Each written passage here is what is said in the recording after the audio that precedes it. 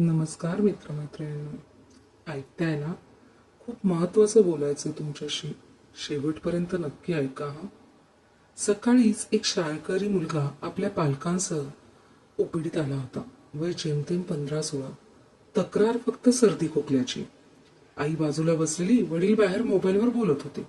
काही प्रश्न विचारले, रुटीन पॅरामीटर तपासले, पण डॉक्टर म्हणून माझी नजर त्याच्या चेहऱ्यावर कमी आणि हातावर जास्त खेळली. मनगटापासून कोपऱ्यापर्यंत काही काळसर, जाड झालेल्या, उठून दिसणाऱ्या शिरा. साधारण रक्त घेण्यासाठी अनेकदा सुई टोचलेल्या व्यक्तीच्या हातावर जशा दिसतात ना, तशाच. मी सहज विचारलं, बाळा हाताला काय झालं?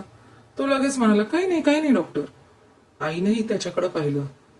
हो ना, काही नाही. पण त्या शिरा काही नाही म्हणण्या इतक्या साध्या नव्हत्या. मी आईला 2 मिनिटं बाहेर बसायला सांगितलं. मुलाला विश्वासात घेतलं. घाबरू नकोस, मी सहज विचारतोय. 2-3 प्रश्न आणि काही उत्तर नाही.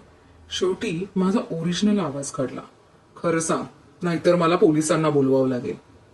2 सेकंद, 5 सेकंद आणि त्याच्या डोळ्यातलं पाणी बाहेर आलं. डॉक्टर, ते मी MD घेतो. त्याच्या एका वाक्यानं अंगावर काटा झाला. कारण हा एखादा गुन्हेगार नव्हता. हा एखादा अट्टल व्यसनीही नव्हता. हा या शहरातील एका चांगल्या शाळेतला, चांगल्या एरियातला राहणारा, मध्यम वर्गीय घरातला एक साधा मुलगा होता हो.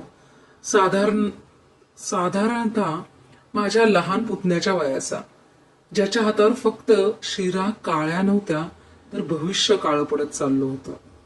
बहुतांश सगळ्याच पालकांचा गैरसमज असतो, माझं मूल असं करू शकत नाही. याहून धोकादायक वाक्य दुसरं नाही. कारण व्यसनाधीन होणारी मुलं झोपडपट्टीत किंवा गुंडाच्या वस्तीतूनच येतात, हा सर्वात मोठा भ्रम आहे.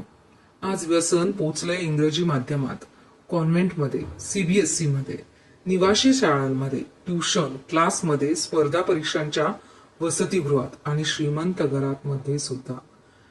ड्रग्ज विकणाऱ्यांना तुमचं आडनाव, जात, धर्म, बोर्ड किंवा बँक बॅलन्स महत्वाचा नसतो. त्याला फक्त नवा ग्राहक हवा असतो. कोणीही पहिल्याच दिवशी व्यसनी होत नाही. एकदा ट्राय कर रे, काही होत नाही. मर्द असशील तर घेशील. सगळे घेतात रे, ताण कमी होतो.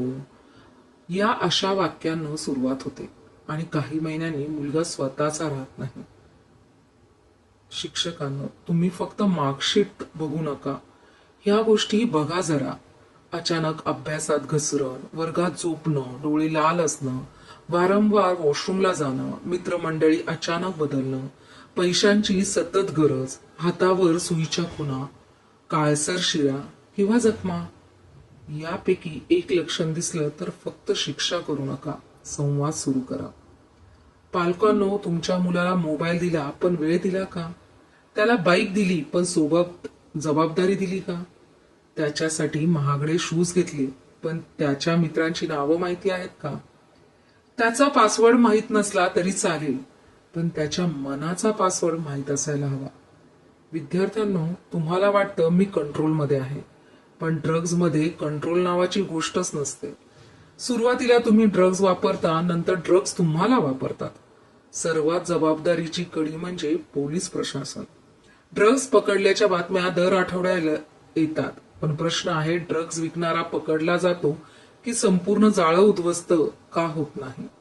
शाळा, कॉलेज, टपऱ्या, hostel, pub, party, social media इथे गुप्त देखरेख अधिक मजबूत व्हायला हवी.